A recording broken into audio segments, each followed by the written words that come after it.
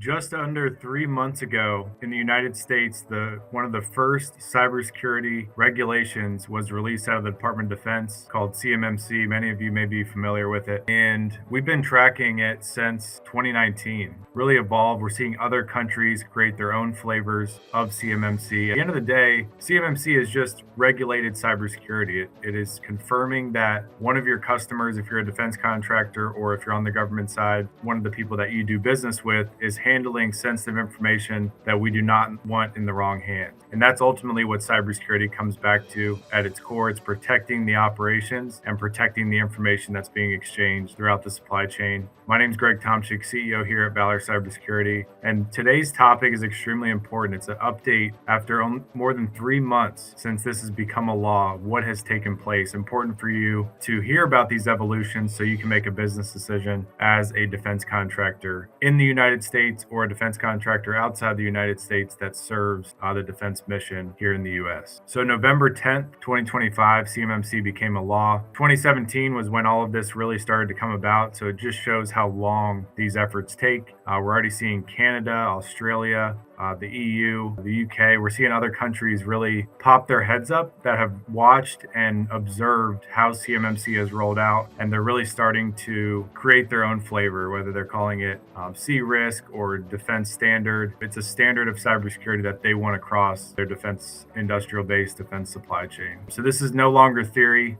We've seen it since 2019 really become real for a lot of the companies that we've worked with. And for a lot of the companies that doubted it since 2017 and 2019, they're now seeing it in amendments as a requirement, and that allows us to use our full capabilities and skills that we've been building here at Valor since 2021, but our team has had experience with defense contractors since about 2016, and we've got a lot of great experiences that have set us up uniquely positioned in this market to really help companies save time and money, and that's ultimately what we want on both sides of this equation. So terminology is extremely important. If you want to know more about the terminology throughout this ecosystem, we have a video within our CMMC readiness course that you can enroll in if you go to valor-cybersecurity.com. And you can take our free assessment, or you can just go right to the course and learn all about the terminology, all of the strategies that we've laid out from really square zero to be able to get started and then get to that full CMMC, whether it's level 1, level 2, or level 3. We've laid it out free of charge because we feel strongly about the defense mission, and we understand the impact of this because we've seen the dark side of it, and we've helped more than 250 organizations navigate this. So we know a thing or two about what pitfalls, what potholes to avoid, where money and time get overspent throughout this process. That's ultimately why our clients stay on with us, and the people that we partner with continue to partner with us because we know what quality service looks like, and we know this space better than most. Typically, this process takes between 6 and 12 months minimum. That is 6 months is very aggressive. That's how we lay it out because a lot of our clients, when they first come in, are urgently needing to implement this to be able to report to one of their prime contractors or to report to the government. So what are we seeing from a CMMC audit perspective? I want to talk about the audit perspective, the IT perspective, which will not be technical, and then I want to give you some clear next steps on what you can do as a defense contractor to take the next best step for you. And we lay out the roadmap from really one all the way through the final step. We have 5 steps in our process that we lay out over 6 months, and then obviously it's a continual management and maintenance process. The IT person knows this inside and out, the person you're putting in front of the auditor from a technical perspective.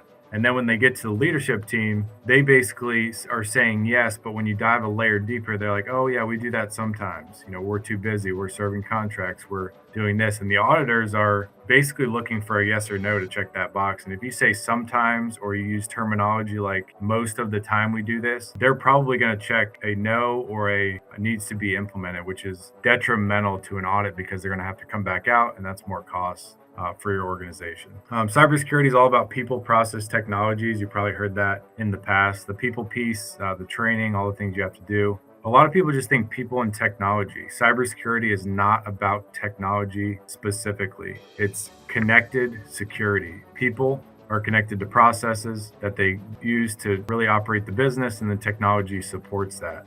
Shared responsibility and ownership. I think it's extremely important for people to understand that you can't just put one operational lead in charge of CMMC, and then everything falls back on them. It comes back to the ownership of the organization. And as an executive, you need to take the time, even if it's 1 hour a week or 1 hour a month, to be able to dive into these specifics and really get smart on it. If you're a defense contractor, this is extremely important for the health of your business. So I want to lay out a clear roadmap that lays the foundation for where CMMC came from, what the update is, really since November 10th, 2025. About 800 companies have been audited and passed. I'd say, more than 1,000 have actually been audited, and then there are some failures in there that do not get reported. But the costs of audit continue to increase, so that is something we're tracking and making sure our clients get the best possible price for their unique organization versus getting pushed into some type of assessment or audit that is going to put them 70 to 100K behind the curve, and that's not going to be able to be billed back to a contract. The government reconsidering how CMMC is rolled out to companies that are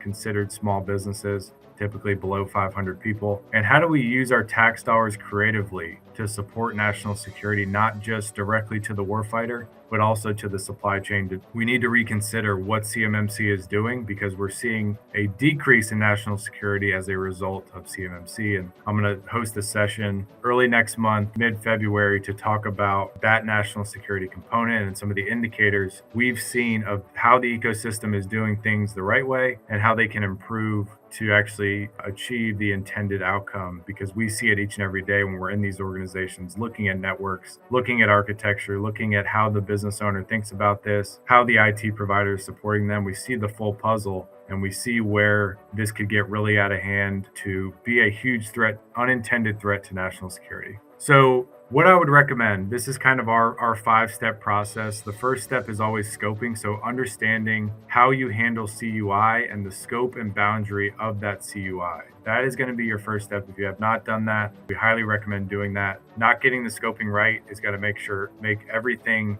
else go wrong. So you're going to spend a lot of money, spend a lot of time if that scope isn't right. That's ultimately going to be your first step. And that's what we do when we first meet with an organization, is go over what that scope's going to be. This is where a lot of companies get stopped because they can't find out how much it's going to cost. And there's typically not an organization that can tell you both the technical and the governance components. After you have that done, you need to document everything. You need to have a system security plan, as I mentioned. You need to have all the policies in place in something like a written information security policy.